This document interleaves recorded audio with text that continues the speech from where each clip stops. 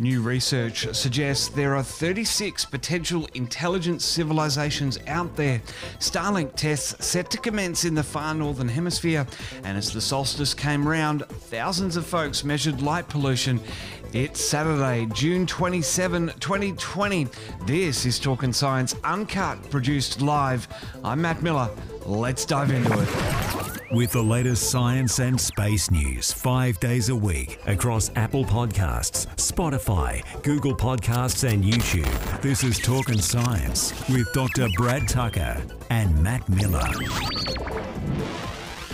And here we go, we're Talkin Science live. Dr. Brad Tucker is standing by.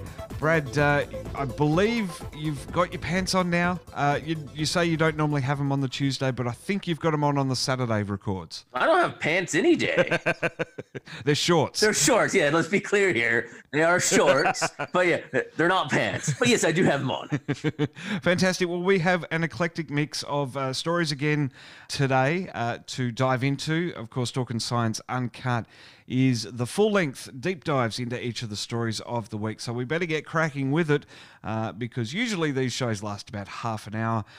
Brad, we can find you on social media, on Twitter, btucker22, and on Facebook, Dr. Brad Tucker. Trekzone's all over socials as well. Just search for Trekzone.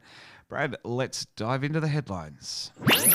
Talking Science Headlines.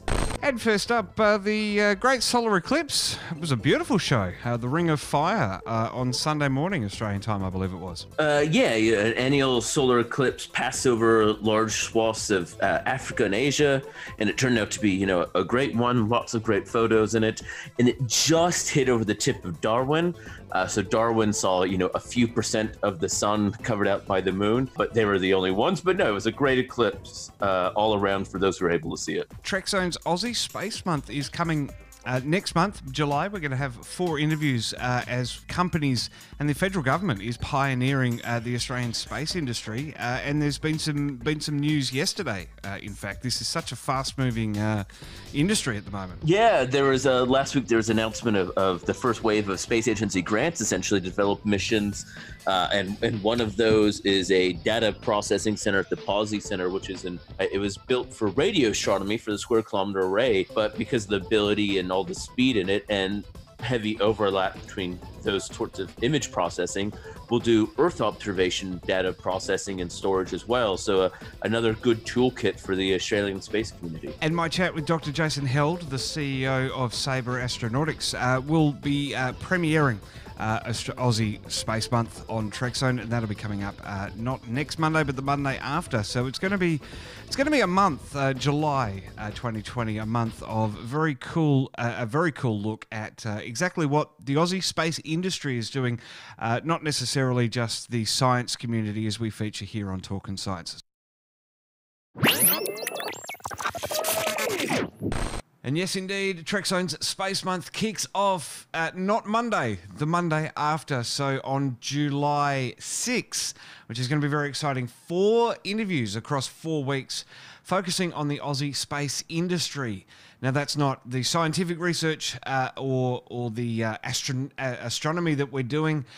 It's the actual space industry that's been created, and the Australian federal government is pouring something like $30 billion into the sector over the next decade, which is going to be very cool, and it's going to really bring Australia to the fore of the world-focused effort on crewed spaceflight as we prepare to return to the moon and head off to Mars.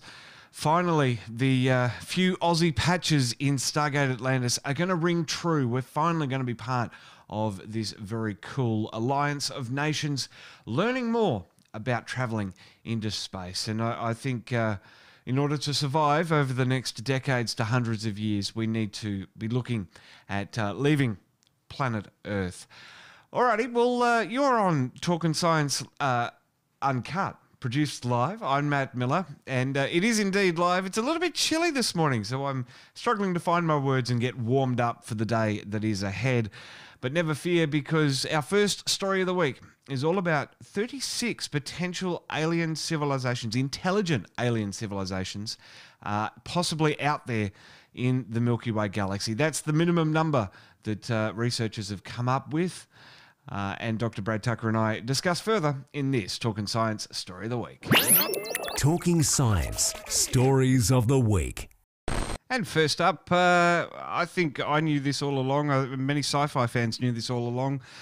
Communicating intelligent civilizations. Apparently, a new study has found that there could be 36 of them. Seems a bit small, Brad. Yeah, look, 42, man. It was just short-sighted. They should have just gone. They should have just rounded up. And look, and 36 isn't. It's a given. That's the best number they arrive at with the various factors and assumptions they make. It could be anywhere from 0 to about 920.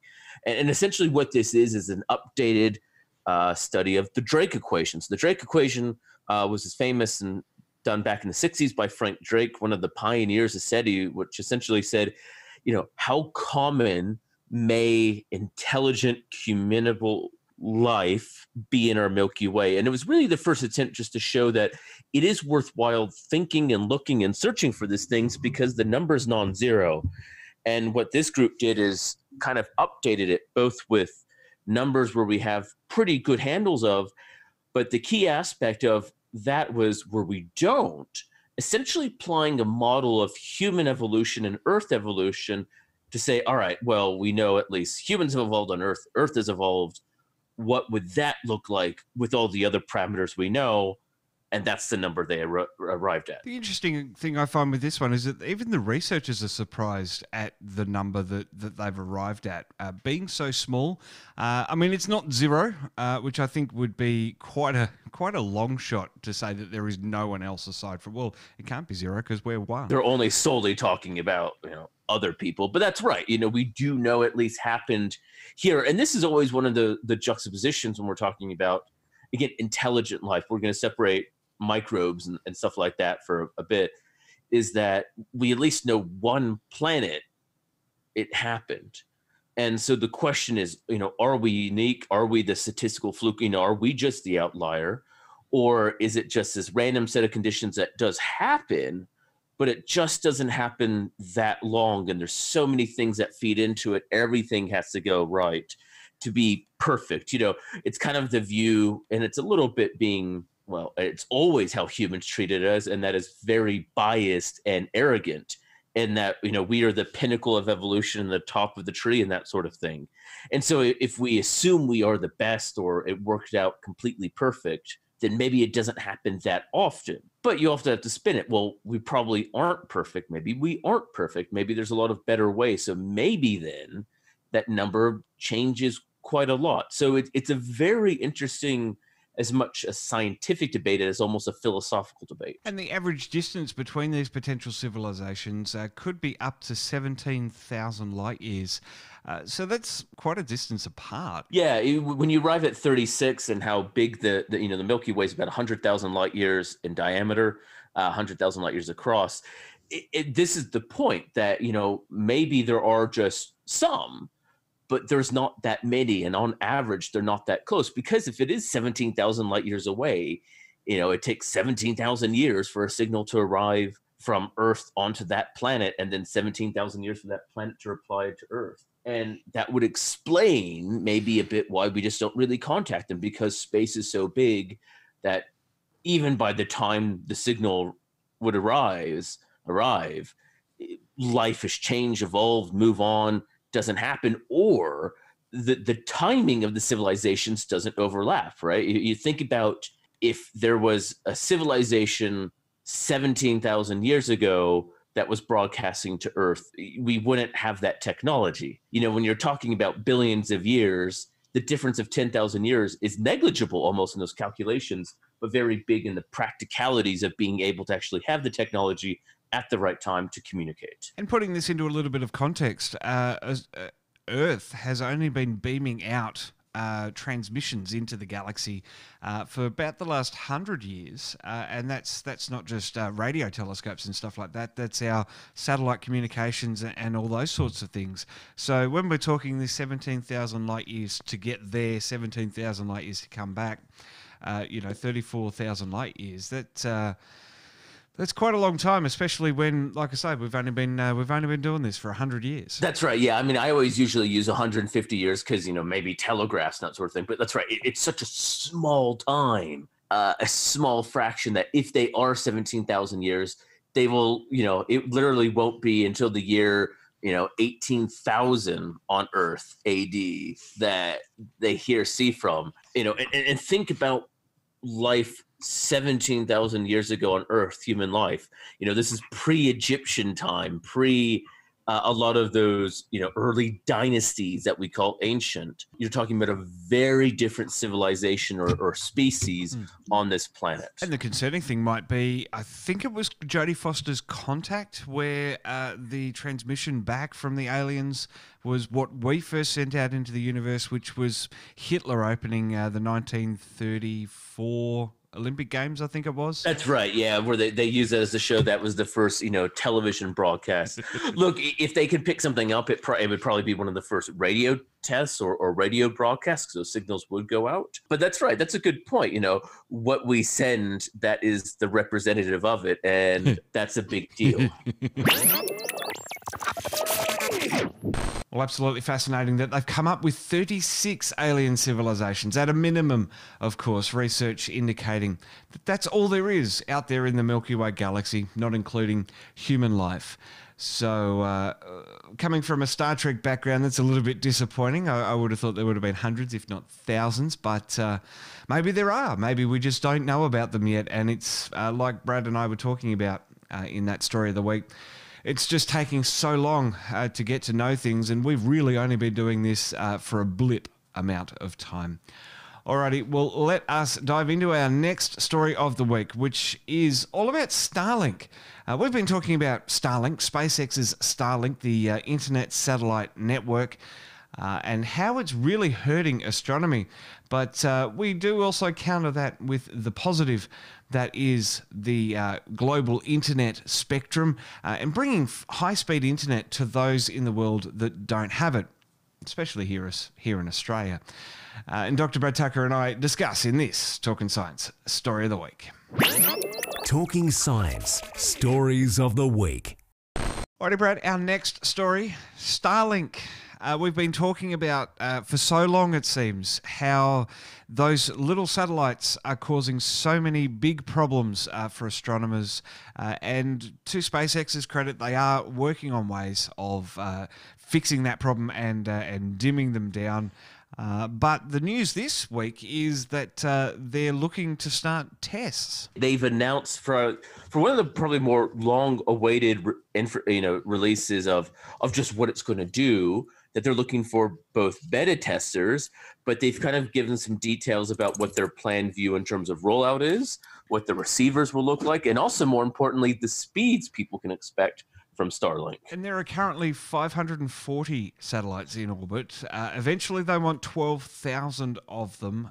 And when you see these launches on the Falcon 9 rockets and they just release the payload fairing and all of these satellites just disperse, it's an incredible sight, but it's also incredible to think that we're not even a quarter of the way there on how many that they want to have in orbit. Yeah, we're about a 25th of what they want. That is a long way to go in terms of having a full functional network. But as they say, one of the things they're trying to do is just get the first network up, and it's also about latitude. So this announcement of looking at beta testers is for people in the far northern latitudes, where just by simple geometry, you'd need less satellites because of the surface area.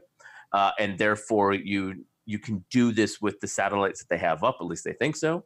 And so they said people, kind of Seattle and Canada, and then kind of London and Northern Europe could sign up to be beta testing so they can start getting users on how the loads would work, lags, measuring speeds, practical things, all those sorts of things you need to do. And they said they're hopeful for a more global rollout, potentially in 2021. So maybe only 12 to 18 months away. Well, SpaceX board director Steve Jurvetson recently posted on Twitter a screenshot of an iPhone detecting 5 Starlink Wi-Fi networks. So this is happening and it's working. I guess this is the biggest thing is that being able to see this now, and with the beta testing, we'll be able to, as you say, proof of concept, really. There's a lot that's gone into Starlink to get it to this point before there's even really confirmation that it works on what they want it to do. Exactly. That's right. You know, they have a goal, they have a vision, but they need people to start playing around with it and trying it. It's one good thing for people in their company who are not dependent on this to use it. But if you really want people to use it as their data internet provider, you know, you need reliability, you need the speeds. And as you said, you need to be able to always have that ability that there's always going to be a satellite in there. And, you know, it's simple things like the handshakes, right? You know, a key aspect here is if the satellites are rotating, that your network just bounces from one satellite to the next. Kind of like if you're driving on in a car and you're on hands-free and your mobile phone connects to the next tower on the ground, in this case, satellite in space. You know, that has to work flawlessly. You don't want to have it dropping out and needing to reconnect every 10 minutes. No one would go for that. So it's all these little simple things that the devil's in the detail, and it needs to be working, and they need to test it in loads, right? If it's one thing to have some people in your company who know what they're doing and literally having PhDs and masters and built the thing, know how to use it. It's one thing for average person who just wants to get online to be able to use it. And I did like how you say that if it continually drops out and only lasts 10 minutes before you have to reconnect, people won't go for it. Unless a federal government forces that sort of technology down people's throats and cuts off their old internet connections, like the National Broadband Network here in Australia, I had to get a similarity in there at some point. Well, look, yeah, I mean, there are different ways, but you're also looking at, well, Australia is backwards in its internet. Let's be serious. Ports of America, right, and Northern Europe, or in Europe, these that already have this access do have high-speed fiber cable or fiber to the house. And so the increase in speeds, because they are talking about, looking at a gigabyte per second with Starlink, that is an increase in speed, but they already have pretty good speeds and very good reliability. Now in Australia, as you said, yes, we're desperate. We'll take whatever we can get. And look, there's already people who use NBN satellite, the Telstar, in Australia, and this could be a lot more useful and reliable, hopefully. But again, it just has to work large scale in order to see that return, in order for them also to dedicate to build, another 11,500 satellites. I am thinking, though, that if SpaceX is listening to this podcast, as I'm sure they listen to our show every week, and they need a country as a whole to test their new technology, I'm pretty sure Australians will put up their hand and yeah, look, as I said, I mean, the fact that we can get speeds, at least 10 times better than what we currently it's just even allowed on this continent. 10 times bigger than our theoretical maximum. So it's not... Yeah, exactly. That's right. In practicality, 100 times, 100, to 150 times faster. Yeah, it's not a hard question for people to jump on. Well, Brad, watch this space. I think will be the thing as these beta testing results come out for Starlink. It's going to be really interesting. And I mean, as we've talked about, and like I said at the start of this story of the week, we've been focusing on the issues with astronomy, with Starlink, because of Starlink. But we always have countered that by saying that there is a great benefit that can be brought by Starlink, and formerly OneWeb before they went bankrupt. So I guess Starlink's got a leg up on that. But there are benefits, whether they outweigh the negatives. I guess only time will tell. That's right, exactly. You can imagine this. If it isn't working, then will they proceed with the network? What would that mean for the industry as a whole? Because that's the other key aspect here. It's not just SpaceX. It's all the other companies who are looking at doing this, because people are trying to buy out OneWeb and continue that project. Amazon has a vision. So there's lots of other groups thinking about this vision. It's all about getting it right and working. And showing that, as you said, it's not just a theoretical idea that works on paper, but does work to the end user. Because that's the goal here, is the average person has reliable, fast speed internet. And if it's not that, it won't work. 1 gigabit per second download speed. That's 10 times faster than the best possible speeds here in Australia. And that's using new technology, the new fibre optic technologies that the federal government have decided not to roll out everywhere. So just incredible to think that satellites can provide us with that, and maybe we can join the likes of Antarctica, the far northern hemisphere, Greenland. Greenland probably has super fast internet as well. But we can join all these remote and arid places in getting high-speed internet, and to think that would be in our capital city. It's a little bit embarrassing, just a little bit. Well, welcome back to Talkin Science Uncut, produced live. I'm Matt Miller. It is Saturday morning. It's cold. It's chilly. Ahsoka's over there just off camera trying to keep warm. She's encouraging me to head back to bed, but we've got to get the day going. We've got to be talking about the stories of the week. Our last story of the week is all about the winter solstice.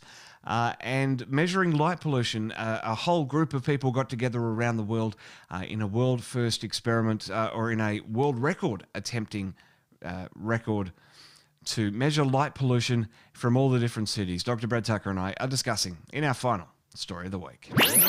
Talking Science, Stories of the Week.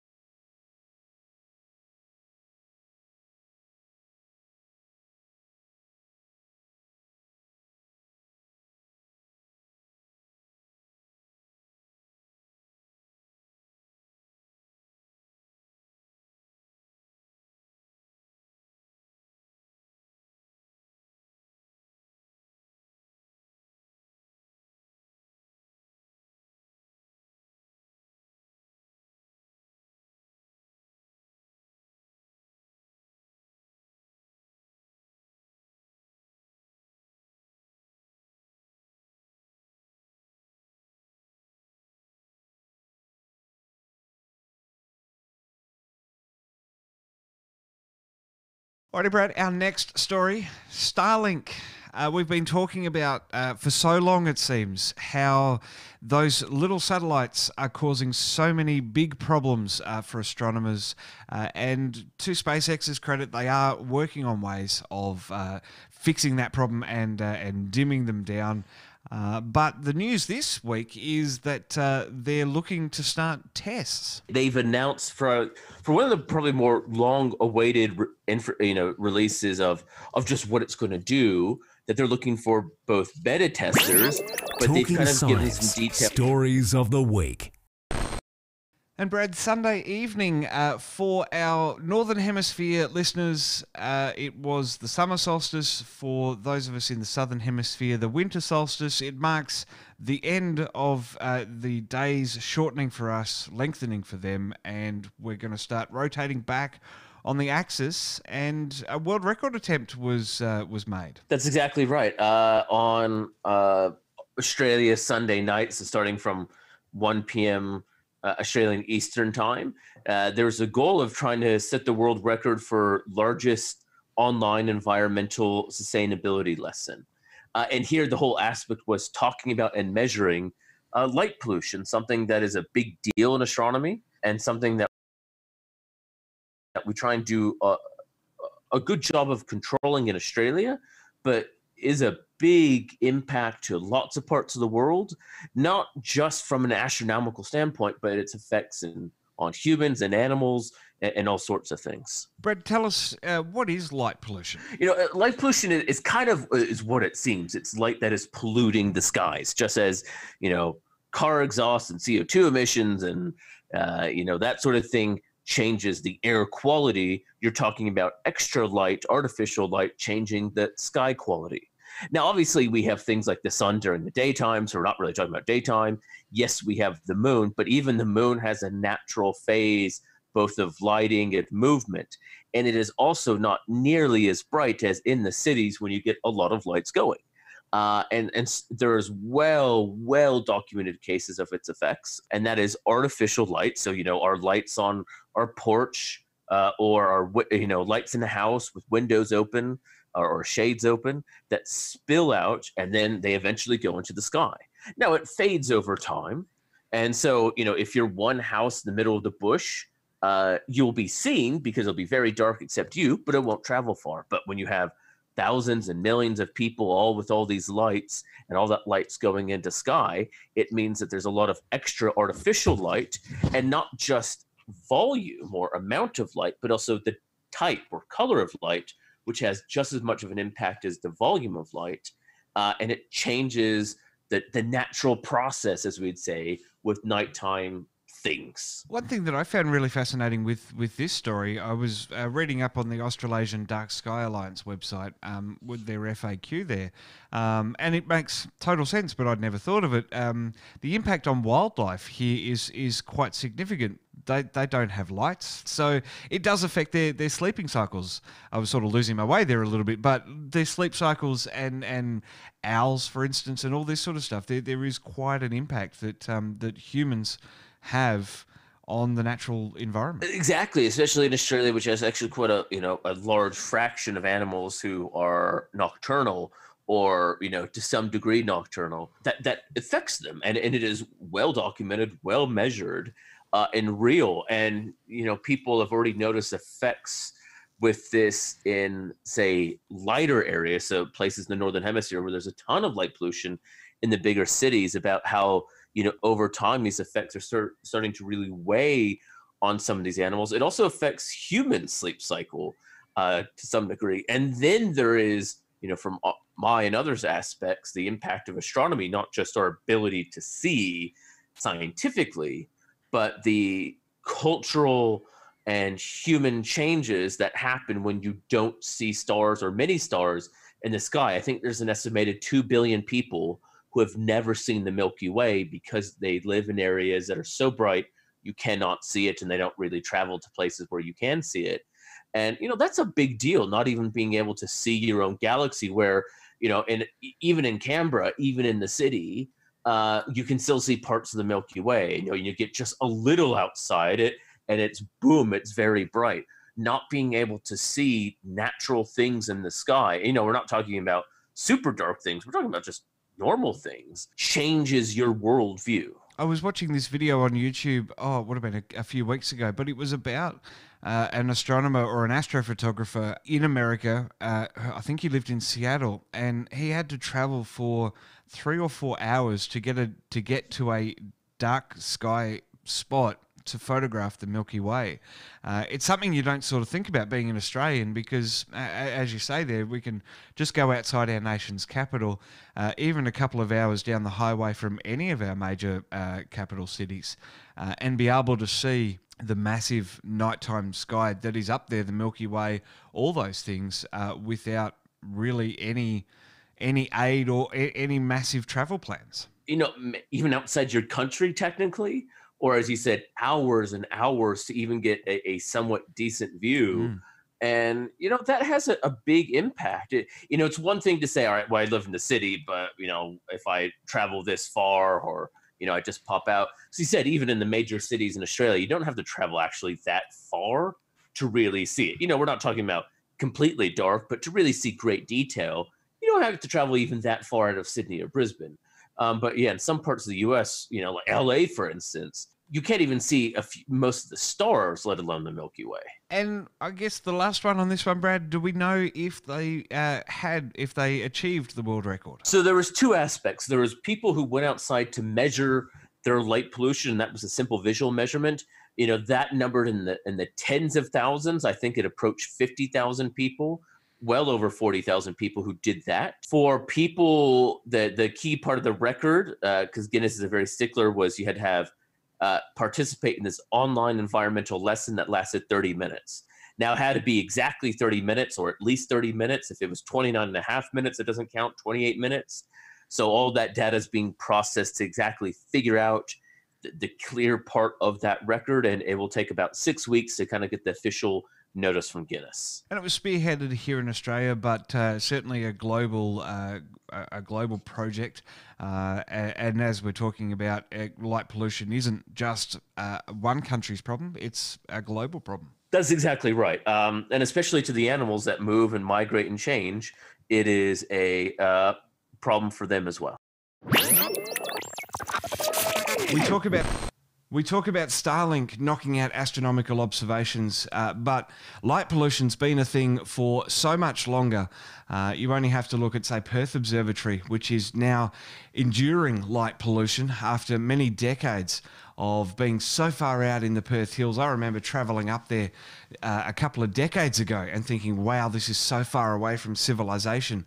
And yet now there are pretty much houses down the street, which is just incredible. And I'm sure there are many, many other places around the world that are suffering the same as well. So it's this constant battle of urban sprawl versus astronomical observations, and perhaps this is one of the reasons that we've got to head out into the solar system and we've got to have designated astronomical observation zones, maybe on the dark side of the moon. That'd be absolutely perfect, I think.